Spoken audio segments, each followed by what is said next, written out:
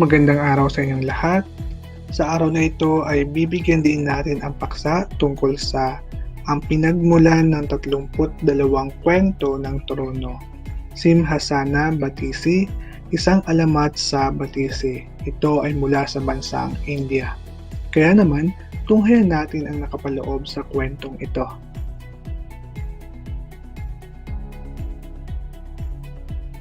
Noong unang panahon, sa isang lugar na tinatawag na Bharat, na ngayon kilala bilang India, may isang binata ang naninirahan kasama ang kanyang ina. Sila'y kasama sa mataas na uring panlipunang tinatawag na Brahman, subalit sila naman ay napakadukha.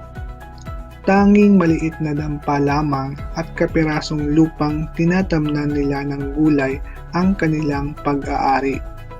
Dahil sa kalagayan ay wala ng pag-asang ang binatang Brahman na makapag-asawa dahil wala silang salapi o ari-ariang maiaalay sa pamilya ng mapapangasawa.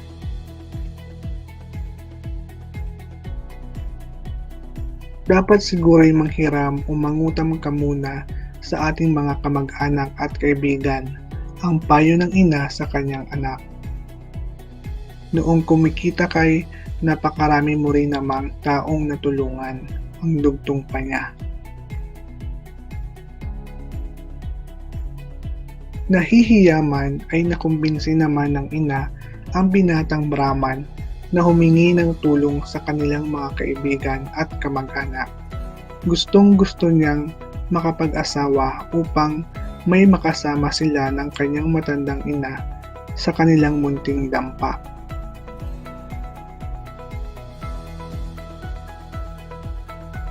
Makalipas nga lang ng ilang linggo, ay halos mapuno ang dalawang bangang ginto at salaping iniambag ng kanilang mga kaibigan at kamag-anak.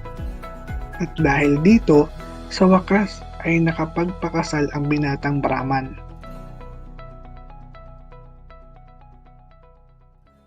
Sa ngayon ay may isang maganda at mapagmahal na asawang nagngangalang Mela.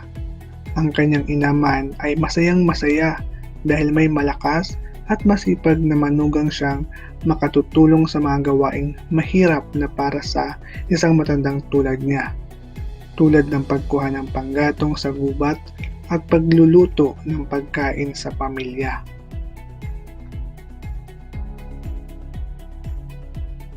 Sa tuwing umaalis ang kanyang manugang para mangahoy ay laging nagpapaalala sa kanya ang matandang babae.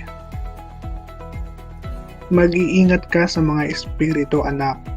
Itali mong mabuti ang iyong buhok dahil iyan ang hahatakin ng espiritu upang makuha ka, ang lagi niyang paalala. Huwag po kayong mag-alala, inang, lagi ko pong itinatali ang aking buhok, sagot naman ni Mela sa kanyang biyanan. Maingat nga niyang itinali ang kanyang buhok sapagkat alam niyang sa dinadaanan niyang mga puno ay may nakatirang Shakchuni, isang espiritu ng may bahay na walang hangad kundi ang magpanggap bilang asawa. Ito ang nais ng mga espiritu, ang muling maging bahagi ng isang pamilya at magpanggap bilang tao. Subalit, hindi nila maiisahan si Mela dahil hindi lang siya maganda, maayos din siya sa katawan at higit sa lahat ay matalino. Ang akala niya'y masisiyahan na ang kanyang asawa sa kung anong mayroon sila, subalit nagkamali siya. Ngayong ubos na ang salapi at ginto sa kanilang banga, ay gusto uli ng lalaking umalis at makipagsapalaran upang magkaroon pa ng mas maraming kayamanan. Asawa ko, bakit kailangan mo pang umalis? Masaya ako kahit mahirap ang ating buhay, basta't magkakasama tayo, ang lumuluhang pakiusap ni Mela sa asawa. Kailangan kong umalis, Mela. Tignan mo nga ang buhay natin. Napakahirap. Gusto kong magkaroon ng malaking bahay at maraming salapi, ang sabi ng lalaki.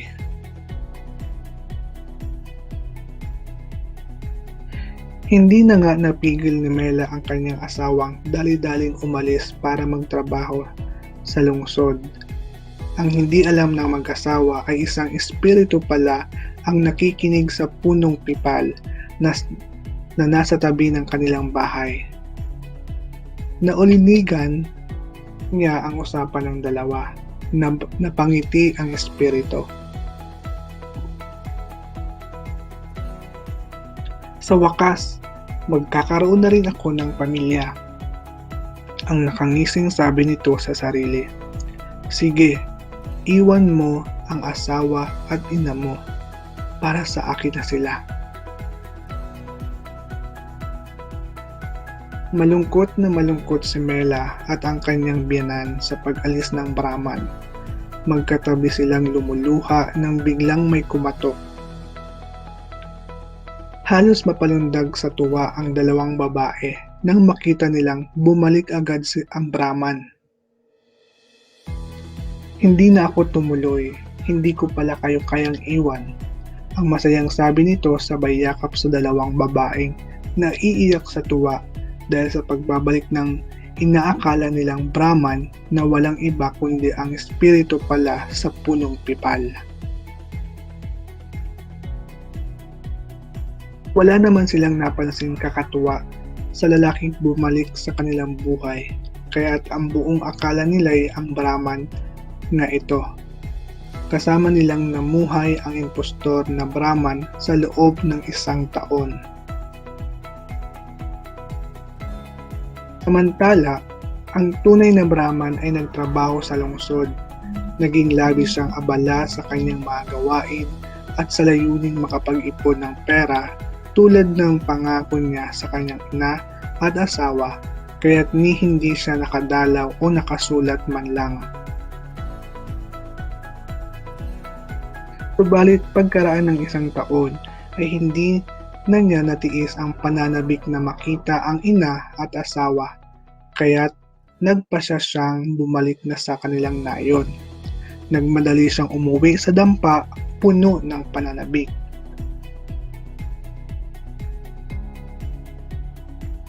Tiyak na magiging napakasaya ni Inang at ni Mela kapag nakita nila akong muli at ipakikita ko sa kanila ang aking mga pasalubong.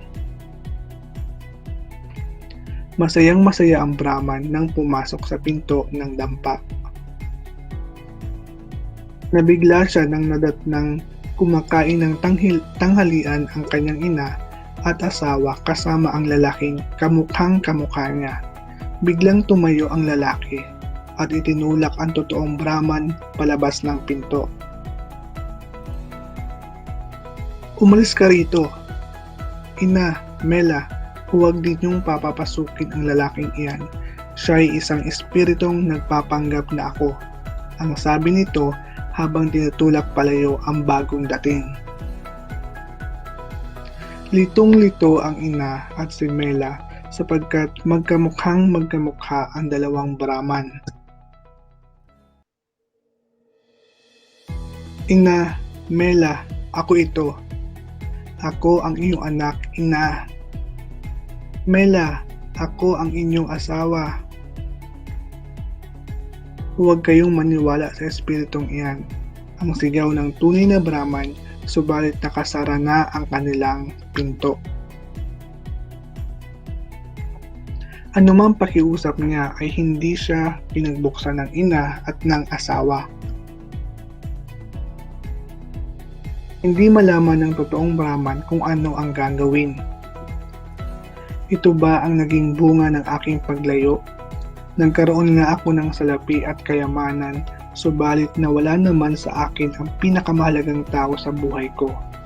Ang nawawalan ng pag-asa at buong pagsisising bulong niya sa sarili.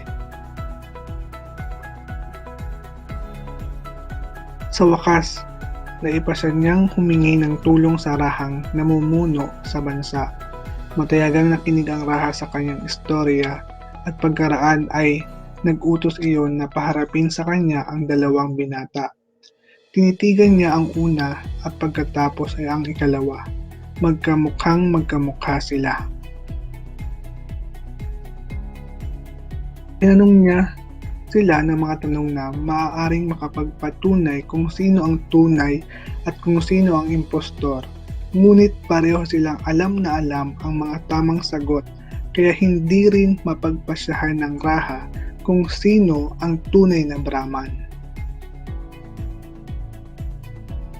Araw-araw ay pumupunta ang tunay na Brahman sa korte ng Raha, ngunit hindi niya makumbinsi ang Raha na isang nagpapanggap na espiritu ang dahilan ng pagkawala ng kanyang mga mahal sa buhay. Isang araw, habang malungkot siyang naglalakad pabalik mula sa korte ng Raha, nadaanan niya ang isang grupo ng mga batang lalaking naglalaro sa bukid. Isa sa mga bata ang patakbong lumalapit sa binatang Brahman. "Bakit ka malungkot?" tanong niya. "Wala na ang aking ina at asawa. Naagaw sila ng isang impostor na espiritu," iyak ng Brahman. "Hay, napakalungkot ng buhay ko." "Lumapit ka sa aming Raha," sabi ng bata. "Lumapit ka at sabihin mo sa kanya ang iyong mga problema at baka matulungan ka niya." "Pero, kagagaling ko lang sa Raha, maging siya ay hindi naniniwalang ako ang tunay na Brahman." Hindi ang Rahang iyon. "Lumapit ka sa aming Raha," himok ng bata. "Sino ang inyong Raha? Tiyak na walang ibang Raha sa bayang ito." "Basta, sumama ka at tignan mo." Ang bata ay hindi naghintay ng sagot. Hinila niya ang kamay ng Brahman at dinala sa lugar na may iba pang mga batang naglalaro. Isang batang mukhang matalino ang nakaupo sa kanilang gitna at nakaharap sa isang bunton ng lupa.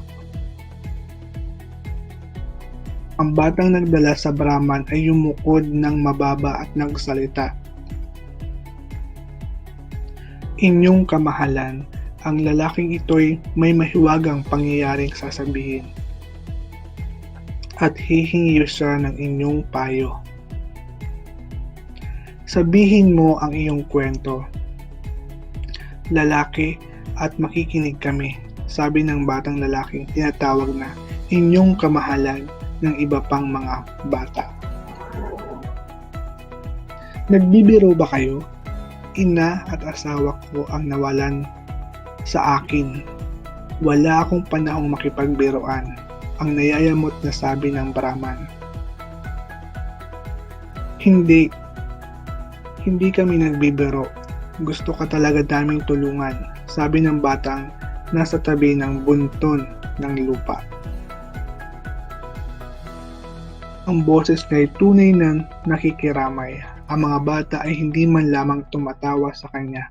Kaya nakumbinsi ang kawawang Brahman na sabihin ang lahat ng nangyari. "Malulutas ko ang iyong problema," sabi ng bata pagkatapos marinig ang kwento ng Brahman. "Pero may isang kondisyon." "Ano iyon?" "Ibibigay ko ang hatol bukas ng umaga, pero papupuntahin mo rito ang Raha at ang kanyang mga ministro at lahat ng tao sa bayan." "Pero paano ko sila mapapapunta rito? Papupugutan ako ng ulo ng Raha kapag sinabi ko iyan sa kanya." "Bueno, nasa iyo na iyan," matatag na sabi ng bata.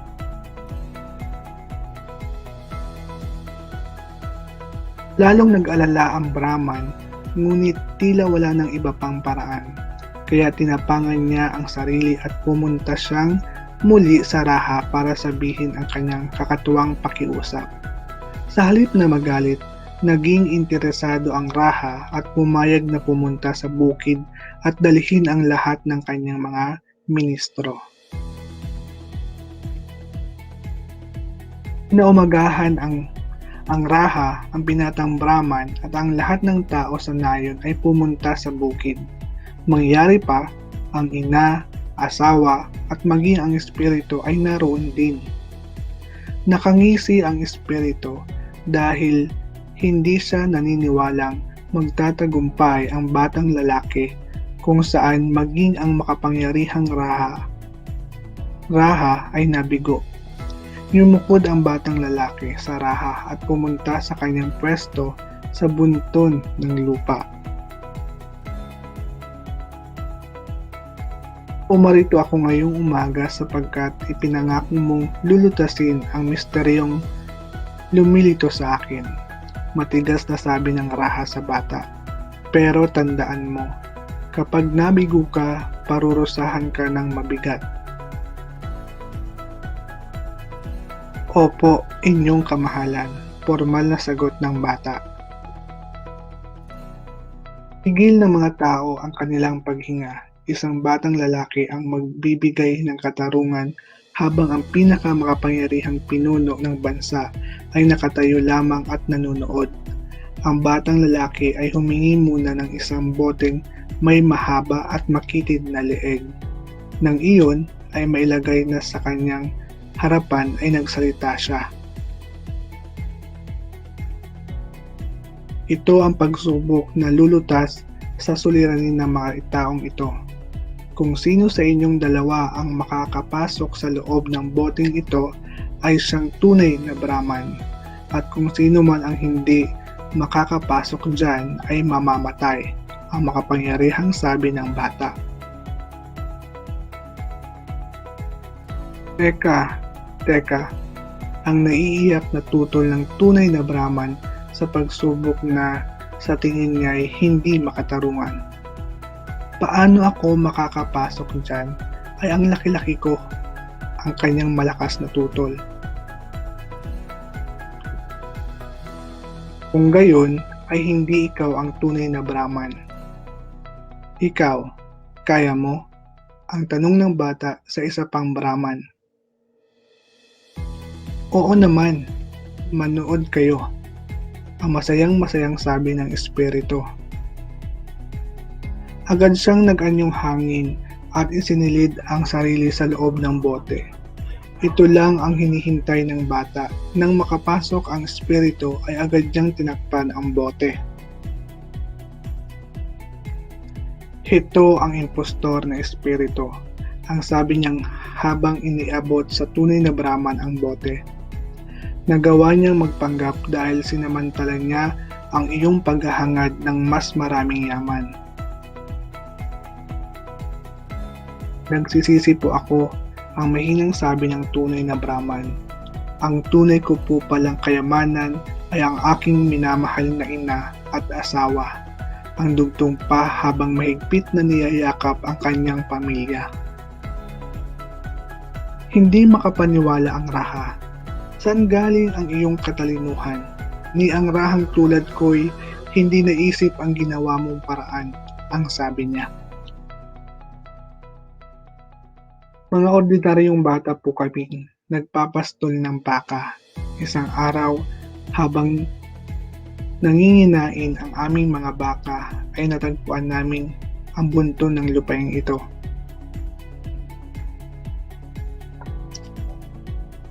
Nagpapalitan kami ng pag-upo sa harap nito. Napansin po namin ang sinumang maupo sa harap ng bunton na ito ay nagkakaroon ng pambihirang katalinuhan. Sa araw na ito'y nagkataong ako ang nakaupo subalit wala po akong kapangyarihan. Ang lahat ay nagmumula sa bunton ng lupang ito. Ang paliwanag ng bata sa Raha.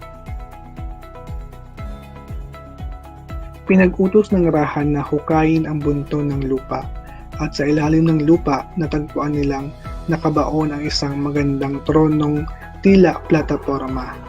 Nababalutan iyon ng mga alahas at sinusuportahan ng mga gandang inukit ba mga figura na 32 anghel. Agad umakyat sa kinaroroonan ng trono ang Raha upang maupo.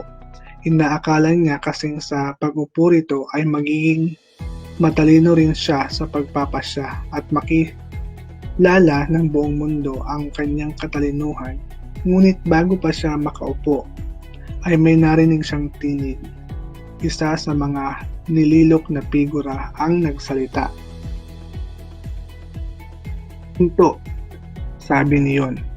"Ang tronong ito'y pag-aari ng dakilang Raja Vikramaditya. Bago ka maupo rito, ipakita mo munang kapantay mo siya sa tapang at karunungan. Makinig ka at sasabihin namin sa iyo kung gaano siya kadakila." Pagkatapos, isa-isang nagkwento ang 32 anghel tungkol sa katalinuhan at kagitingan ni Raja Vikramaditya. At nang ang huling istorya ay maikwento, binuhat ng mga anghel ang trono pataas ng pataas sa kalawakan at lumipad silang kasama niyon sa malayo, malayong malayo. Naiwan ang Raha na nag-iisip na hindi niya pataglay ang mga katangiang magbibigay sa kanya ng karangalang umupo sa trono. Ang ilan sa mga katangiang ito ay kabutihan, lubos na katapatan, pagiging patas at walang kinikilingan, at pagiging makatarungan. Subalit bago tayo magwakas, makabubuting sabihin na ito ang pinagmulan ng 32 kwentong naging popular sa buong India. Kilala ang mga ito ngayon bilang Simhasana Patisi o ang 32 kwento ng trono. Muling isinalaysay mula sa The Ghost Braham.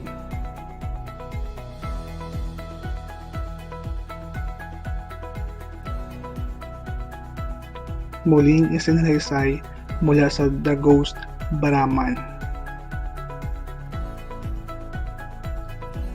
At para sa karagdagang kaalaman, sa India ay kilala ang 4 na uri ng kalagayang panlipunan na tinatawag nilang Varnas o social classes. Ang pinakamataas sa mga ito ay ang Brahman o mga kaparian. Sumunod ang uring Kshatriya o mga mandirigma. Kasunod ang Vaishya o mga mangangalakal at huli ang Sudra o mga manggagawa. Ang mataas na pagtingin sa mga Brahman o Brahmin ay nagsimula pa noong panahon ng Vedic. Magmula noon hanggang ngayon, wala nang masyadong nagbago sa ganitong pagtingin, kaya naman ang mga Brahman ay patuloy pa rin nakatatanggap ng pagkilala, subalit ito hindi na naisasalin sa material na benepisyo sapagkat hindi na ito tinatanggap sa kasalukuyan.